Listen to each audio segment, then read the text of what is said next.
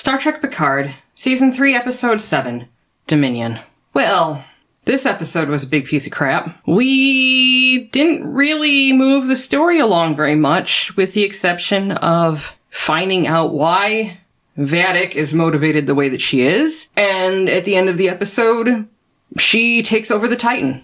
That's really it. That was all that happened in this episode. Other things that happened didn't really matter. For instance, Seven was talking to Tuvok, but it turns out that wasn't Tuvok, it was a Changeling, and the Changelings have Tuvok. It was confirmed to Picard that the Changelings have Riker. Somehow he contacted them. I don't even want to get into that because that seemed illogical. We find out that there's definitely something wrong with Jack. Vadic knows what it is.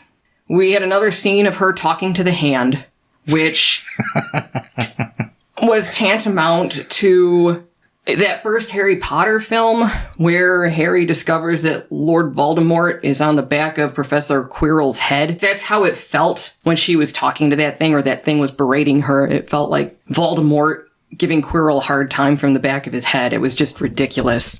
You know, the Titan is hiding in junkyards. They said they were running out of places to hide, and it's like, how small is this galaxy/universe now in Star Trek? They're running out of places to hide? Are you freaking kidding me? They were treating this whole thing like it was a phone tap. Like this is an old 70s or 80s cop show. And they only had so much time to get off the phone before they were traced back. Geordi was coming up with places for them to hide to do their whatever the hell they were doing, their research, I guess we'll call it. And yeah, this galaxy that they're in, their section of it is so small. It's like they're going to different parking lots and jacking into the phone lines or something. This doesn't feel like this is set in space, outer space. This doesn't seem like that at all. This just seems like people in some sort of van going between different parking lots and tapping into phone lines. This was bad. It gets worse. I guess in order for Picard to participate in Frontier Day ceremonies, there has to be genetic confirmation of his identity. That's why the Changelings have taken his body from Daystrom Station, because they need it for the DNA. But it comes back to, okay, so how is Robo Picard going to give a DNA sample that would confirm his identity? Robo Picard has the same DNA as real Picard? I don't understand it at all. And he's the same type of mechanical unit as Data, Lore, whatever that thing is. Well, extremely similar. Apparently not identical, but yeah, Data, Lore with their projector eyes. I don't know. What are these writers thinking? This is stupid. You bring up a good question. How was Robo Picard going to get into that event when he's a robot? I guess he has Picard's DNA. That must be something that I missed back from season 1 when they killed Picard and put him in this robo unit. I think they're making this up as they go along. They've painted themselves in a corner with this Robo Picard. They're trying to make this out to be like a Cylon from Battlestar Galactica. The new rebooted one from, well, it's not new anymore, I guess. It's 2003, 2004, whatever it was. That's 20 years ago, huh? Yeah, I know. Getting old, everything gets compressed together. But they're trying to have a situation where Robo Picard is indistinguishable from a human, yet these things that Robo Picard and Data are do things that aren't. Because if we remember from season 2, when Robo Picard got run over by by Soong in his car, they took him to that clinic and they hooked up the little defibrillator. And he shorted out that thing. That's not human. That's not human that would be doing that. So, well, again, don't look at season 1 or 2, except the cherry-picked pieces that Terry Matalas decides to take out. I don't understand this. The more you think about the story here and you let the member berries just fall off the wayside, this story is nonsensical. When people go back and watch this story, they're going to realize how nonsensical this story is. It's not any better than the stories from the first 2 seasons. It's really not. Then they ask Data why the Changelings want Picard's body, which... why would Data know? So Data is telling them that apparently Picard may not have had Irumodic syndrome, but then Lore cuts him off because let's do as stupid a thing as we possibly can do and put Lore in a position where he can take control of the ship. When they had Data, Lore, whatever, hooked up to whatever machinery Geordi did, I made the assumption that this was just a localized system that they were trying to use to, again, I don't know what they were trying to do. If this Data Lore thing is like a human, then how can they turn off and on things? And then Geordi later was talking about removing these walls separating the personalities, but he's human, right? He's a human synthetic, whatever that is.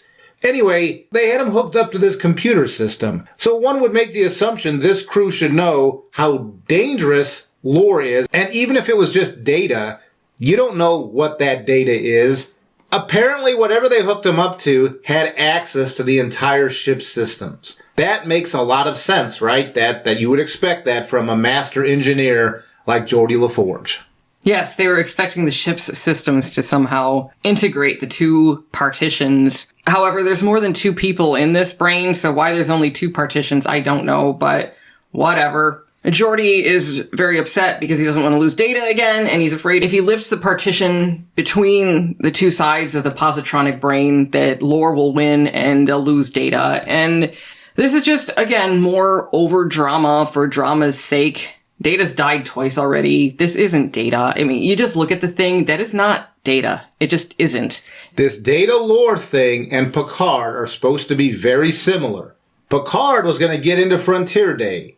You got up on this panel when Geordi's doing work on Data Lore, whatever, and you can see they're talking about computery stuff. So which is it? Is this a computer robot, or is this I can't tell the difference between this and a human? Whatever the story is, they change how they want this to work.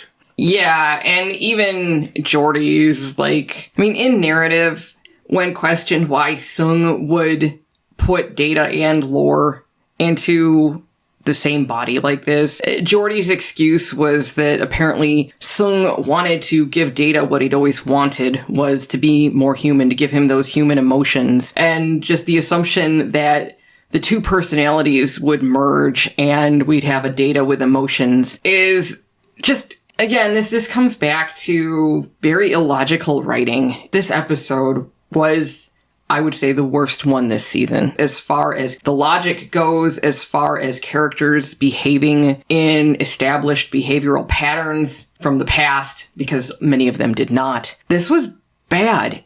It was hard to get through, because it just seemed like it was bad fan fiction that was written by, and I'm not even sure the words to say that won't get me tossed off of YouTube for a while, but a less than stellar understanding of Star Trek seems to be where this comes from. I'll just leave it at that. But what is Star Trek? We've gotten to these discussions online. Star Trek apparently means different things to different people. If you've got starship designs that are close enough to what was in TNG era or TOS, you've got actors walking around with the names of the people that they played, and you've got the LCARS displays on your screens. To a large amount of people, that is all that's as necessary for Star Trek. I don't know how sad that makes me that everything I mentioned, but maybe the characters, are all tools.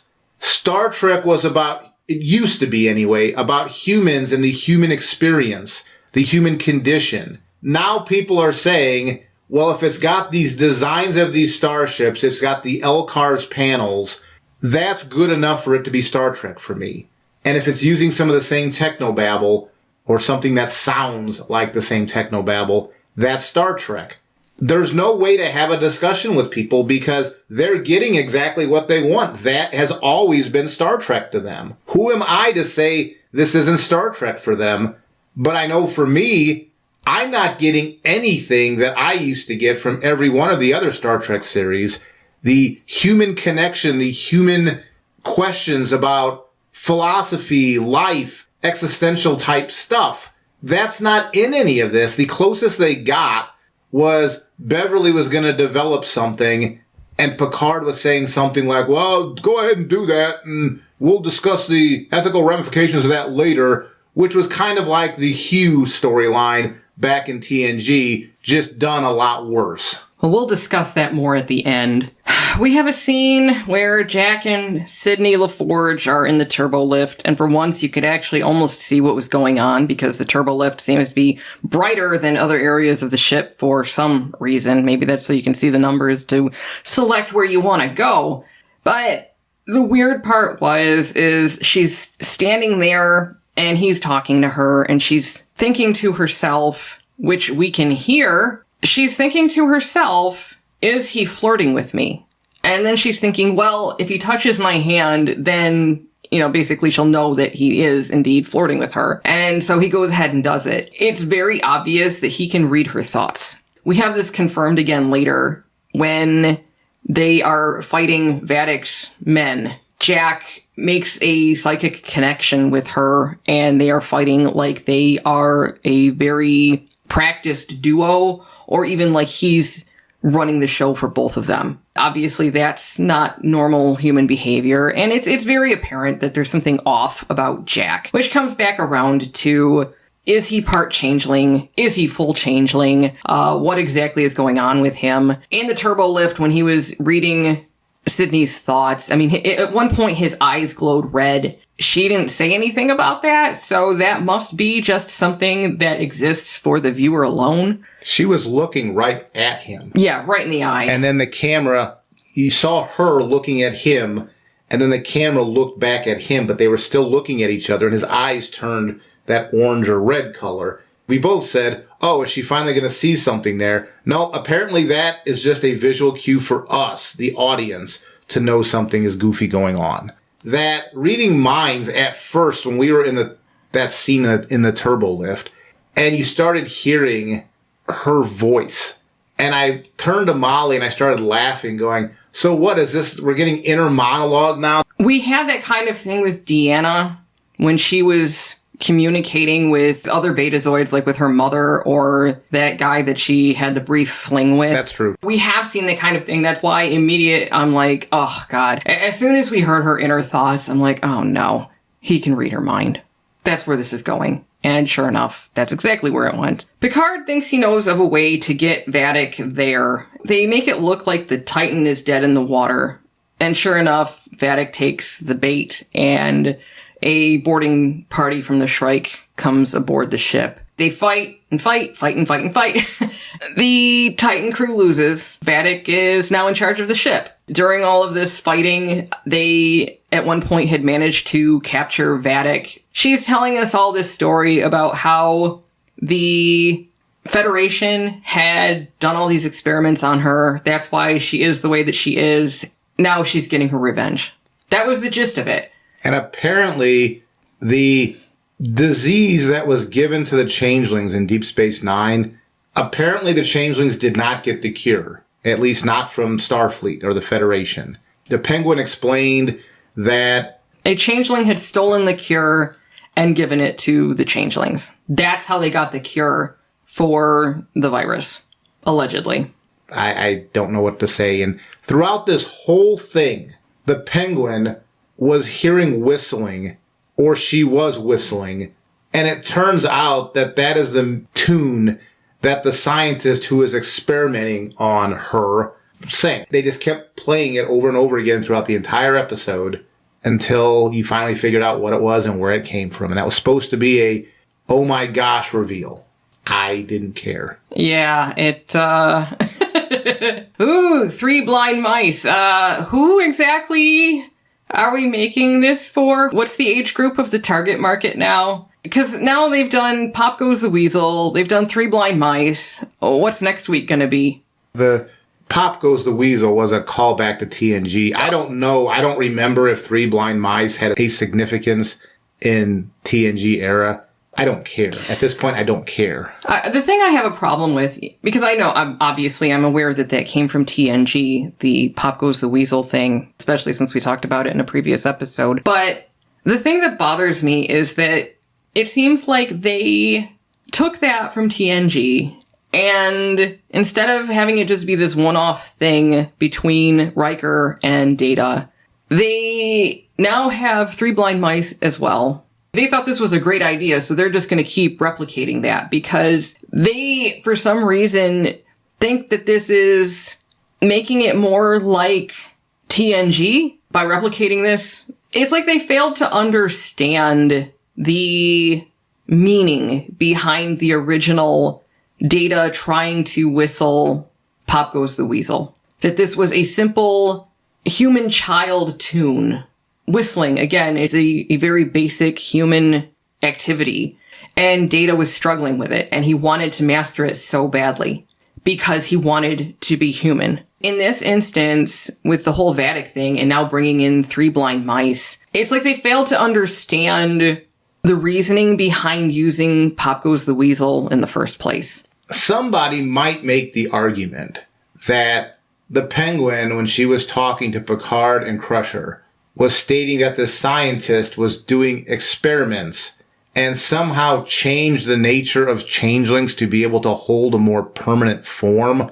I think, and this was convoluted, but I think that was part of the experiments, was to be able to create a more permanent form for infiltration techniques. That's why Starfleet / Section 31 was doing these experiments to begin with. So one could make the argument of going back to that concept of they were trying to make them more human, more solid, and so that's what the Penguin was whistling. I don't care. It was stupid. I agree with what Molly said. In that one instance with Data trying to convey something that a child can do to be more human, it was done stupidly last week with Riker, but at least I could see why they were making that callback. This is ridiculous. I don't care. Vadic's behavior is very childish throughout this season, and now she is whistling this tune, which apparently the horrible doctor who was experimenting on her used to whistle or hum or whatever. This was just, it was bad. The whole Penguin portrayal, especially in this episode, what this reminds me of, this is where I'm probably going to irritate people of a certain generation. But this reminds me of when that second Christopher Nolan Batman movie came out with Heath Ledger's Joker.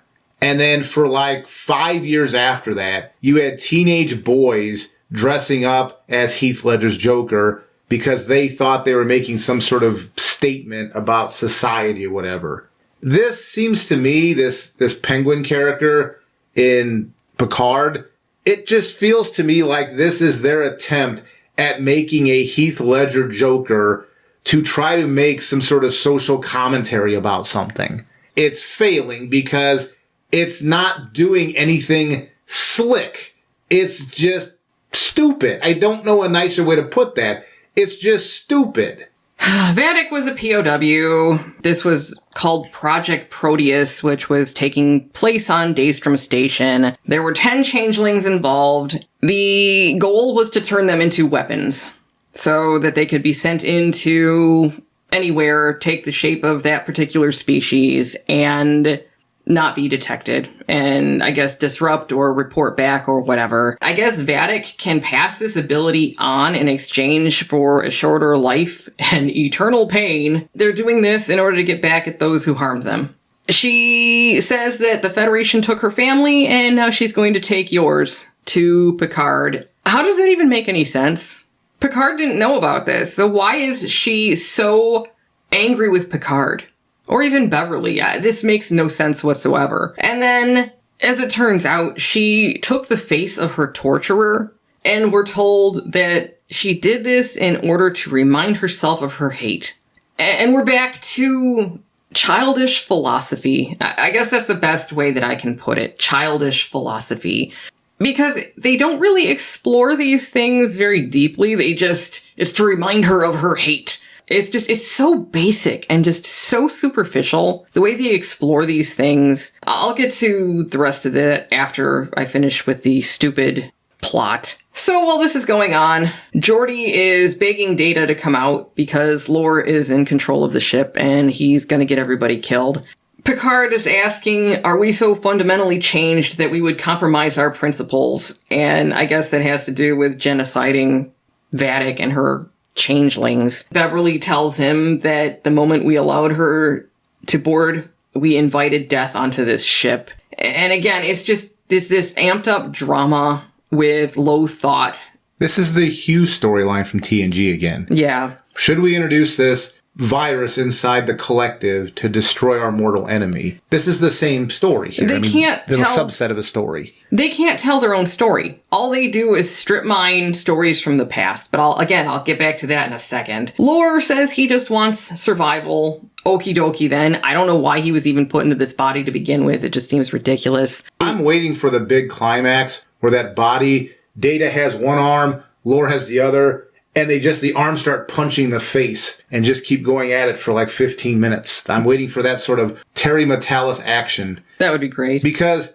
when the Penguin was taking the ship with her goons, there was tons of shaky cam. Those hallways are already dark, and then you had this camera shaking around. You could barely see what was going on. It really seemed like the action scenes from Star Trek Discovery. Yeah. In fact, the whole way they shot this, the cinematography, there were lens flares galore. This looked like this was on Star Trek Discovery's ship in some places. The corridors especially. It just looked like this was a Star Trek Discovery episode as far as the visuals. Yeah, and then we have Jack and Sydney working together telepathically, which I already talked about, to fight some of Vadic's creatures, or I guess they're other changelings, which comes back around to she just killed one without thinking about it in a previous episode.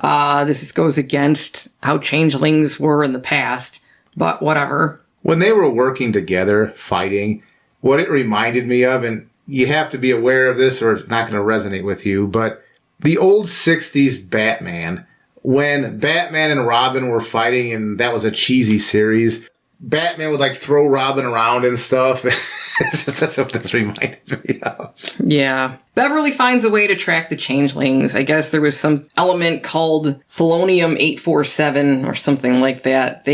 Apparently all the changelings have this in them. Well, these changelings anyway, because it was used in the experiments on them. The changelings take the bridge. Vadic makes a really dumb speech and says something like, time for Jack to learn who he really is. Shaw's laying on the floor all beaten up, and he's crying. That's where we really end the episode, is Vadic sitting in the captain's seat saying she's now in charge of the Titan. But to go back and talk about a few things. For starters, I don't understand how Beverly can see finding a way to detect where the changelings are as being tantamount to genocide. Because can't you scan a planet now for human life signs? Or Klingon life signs? Or what have you? There was convoluted logic through a lot of this episode. You picked up more than I did on some of this because it just sounded like they would open their mouths and it would be like the Charlie Brown adults talking where it'd go wah, wah, wah, wah, wah, wah. And maybe that was just my coping mechanism because after last week and obviously the video we made where I had a bit of a meltdown, I think my brain is trying to protect me by shutting down when a level of stupidity reaches a certain point. I don't blame you. To go back to that scene with Beverly and Picard and weighing the morality of identifying the changelings using a bio tool. I mean, that was dumb enough with Beverly saying that it's tantamount to genocide. I wish they would have actually explored that more because I don't see how. Like, what did that mean? Like, permanently tagging the changelings with some sort of marker so they could pick up on it and somehow doing that to a populace, like tagging an animal, maybe it's cattle. I don't know. If you can detect who the changelings are, then you can kill them or some shit. I don't know. I really don't know. I wish they had explained that better because, as I said, they can scan a planet looking for human life signs. But for some reason, it's tantamount to genocide to come up with a way to scan for changeling life signs. I don't know. I mean, for me, that would be pretty useful if you go to a planet that appears to have no life on it and you failed to scan for changeling life signs and you do something horrible to that planet. You should have looked for more life. But that's just me. Well, going back to the Genesis device of the Wrath of Khan. Yes. They were purposely making sure those planets were free of life before they tried to use that for experiments for just such a reason. That's exactly where my mind was with that. Because how can you identify it if you don't have a way to identify it? And then Picard's response was even worse, though, because he actually said that they would weigh the morality later. And that was almost word for word what Saru said in Star Trek Discovery. With that scene in Star Trek Discovery, Saru was ordering Dr. Culber to torture the tardigrade because they needed it to perform so that they could move their ship because, well, I'm not even going to get into that logic of their mushroom drive. But at least Dr. Culber refused to do it. Unfortunately, then Stamets is like, yeah, I'll do it. In response to Dr. Culber's objections, Saru just said, we need this now and we'll weigh the morality later, which disgusted me back when we were watching the first season of Star Trek Discovery. And here this same mentality rears its ugly head, except this time it's coming out of the mouth of Jean-Luc Picard, or Robo Picard, or whatever you want to call this thing. I guess I'll just go into the larger conversation now. This isn't Star Trek. People complain about how Gene Roddenberry put all of these restrictions on interpersonal conflict on the ship. In my opinion, the reason he did that was because he wanted to show morality and to discuss philosophy outside of conflict within the Federation, within Starfleet. He wanted to do this by having Starfleet officers and crew be more like third-party observers, more like the viewer themselves, to look at a situation from the outside and dispassionately try to discuss the moral implications of what was going on there. Instead of being right there in it and saying things like, well, we'll weigh the morality later. No, the entire point was to weigh the morality in the moment. This show, actually all of Secret Hideout Star Trek, they don't seem to understand that. And I'm sure people are going to disagree with me and say, well, that's not how it worked. The use of allegory is to allow us to discuss issues without having to defend our side, so that we can step back and discuss these things without feeling like we are under attack personally and that we have to stand our ground and defend what we're doing. But the writers on this, they don't seem to understand that. I think the thing that is most ironic is I can think of one episode of all of Secret Hideout Trek that actually managed to do that and do it fairly well. However, it still had problems. And this would be the episode of Strange New Worlds where they, in my opinion, plagiarized Ursula Le Guin. It was the Omelis episode where something nefarious was going on this planet.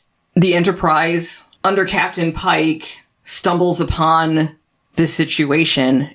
This was more like the storytelling of Star Trek of old, as far as being outside observers to these situations and having to weigh the moral implications of the situation you've just stumbled upon. There was none of this, oh, well, we'll do this and we'll weigh the morality later nonsense. No.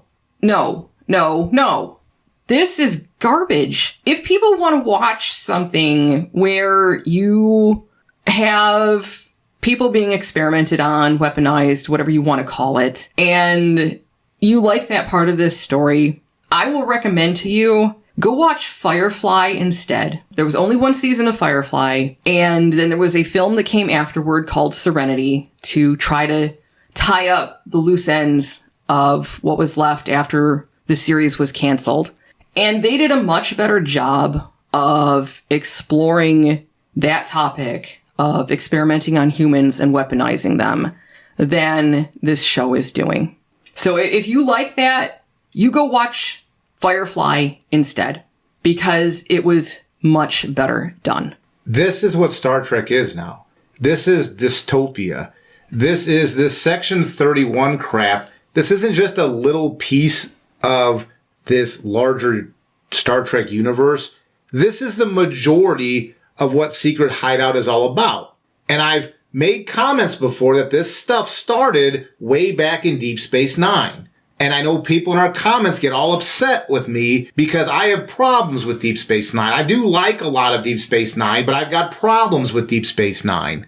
This is one of the reasons. This stuff that's coming home to roost now, this is by Deep Space Nine being allowed to go as far as it did, and this is going well past that line. Why should the Federation even survive in this secret hideout iteration? The lighting is depressing.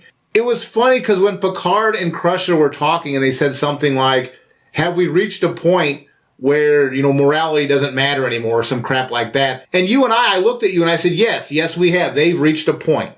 What this is to me, and this is going down a political route, but I'm going to go ahead and do it. This is trying to justify the Western world's torturing and doing horrible crap to people in the name of we're fighting for right. So if we torture people to get the information, it's okay to do that. I saw that when they were doing the Saru stuff, and I'm seeing that here.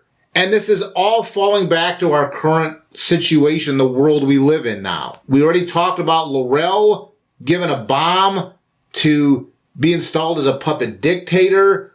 The messaging behind these secret hideout shows is that of a morally, I'm trying to find the words, there is lacking morality. They know what they're doing could have consequences. Dr. Culber spoke up and Saru said the heck with it. Amoral would mean they didn't care. They do know stuff is wrong, they just do it anyway, and their justification is it's for the greater good. How many atrocities have been committed in the lifetime of our real-life human species in the name of a greater good? And that's what this stuff is. I don't understand, like I said at the beginning of the video, people who think, for them, Star Trek is about spaceships that have a certain design and about an LCARS interface system, and if you liked Deep Space Nine and all that Section 31 stuff, then this is probably the perfect show for you. It's morally ambiguous. It has member berries galore, so you're going to get your spaceships, your musical tones, because when the Changeling pretending to be Tuvok was talking to Seven over the view screen, they were playing some Voyager music when Seven was discussing a certain thing. So if you like member berries, starship designs, LCARS displays, and the morality of Star Trek doesn't really, that's a non-thing for you. You just want to see cool shooting, and we live in this world now where torturing is okay because it's for the greater good. I think you'll love this show. I really do think that this is the show for you. And the people who like this show, I start to question where they stand on certain real-life issues. Probably not nice of me to do so, but it is what it is. This is one of those episodes. This is the odd-numbered episode. And if you recall from last week, I said the even-numbered episodes in this series were comedic in how over the top they were. This is one of those odd ones where it wasn't comedic. They were trying really hard to tell good stories, and they failed. Like they failed every other odd number episode. There's no humor here to laugh at, and whatever they're doing to try to present a serious episode, it's just bad. I don't have any sort of blanket insult to give this episode, except it was just bad. It was nonsensical. Your brain would have to get turned off to enjoy this. And again, certain people may enjoy that. If they watch Star Trek because they could turn their brain off and they could watch a bunch of phasers and stuff firing and ships getting blown up, I guess they'll like this series. I don't know what else to say. I don't know how anybody who saw anything more in Star Trek than just shooting starship designs and LCARS displays, I don't know how you're getting anything out of this. I'm not. We're watching this to review. I'm glad it's almost over because this series is really, really bad. Now that we're past the 6 episodes that the screeners got, I'm wondering if they're going to be allowed to start presenting honest opinions about this stuff. I doubt it. Because yes, I question the honesty, not just the taste, but the honesty of some, not all, but some reviewers who have a history of pointing out exactly the things we've been pointing out, but somehow are turning a blind eye. See, some channels never noticed that in the old stuff. So if you didn't notice that stuff before, of course you're not going to notice it now. But the channels who did keep very close track of the horrible messaging in these series, these Secret Hideout series. Why did they turn a blind eye in these 6 episodes? I have questions. It could just be a simple matter of taste, but I'm not sure that covers everybody. Overall, would I recommend this? Not to anybody that I would hang around with. I've already explained the type of person that would like this, so if you fit in with the type of person I talked about, yeah, you'll enjoy it. You'll eat it up. You'll probably sit there and enjoy every moment of it. But if you're somebody that thinks in real life we could hang out, yeah, you're not going to like this at all. I, back in the 90s, used to love Star Trek because it gave us something to aspire to. You could explore philosophy and moral implications. It was focused more on a cerebral assessment of things. I mean, granted, yeah, there was some fighting too occasionally, but the moral implications were the big thing, at least for me. I didn't watch Deep Space Nine back when it first aired. I enjoy like the first half of Deep Space Nine, but once the Dominion War starts, I'm really kind of out. I'll admit that. Because for me, as a Star Trek fan, I need the Federation and Starfleet to be that shining beacon on the hill. And even if we never manage to get there, it's still there for us to try to reach. This Federation, this version of Starfleet, where they are experimenting on changelings like this, the old man is right. It doesn't deserve to exist. Frankly, I hope Frontier Day, the changelings, I hope the changelings win. Because this version of Star Trek, this isn't Star Trek. I realize Q, a version of Q, was in last season. But if the Q from the first episode of TNG showed up here and put humanity on trial, would Picard even be able to defend humanity? No. I think the answer is no. Talk about genocide. There'd be no humans left after that. Because Q would try them, they would be found guilty, and that would be that. Because this is disgusting. Absolutely disgusting. With that being said, I'm sure there are going to be lots of comments about this. Just leave them under the video, and we can talk about this. Take care.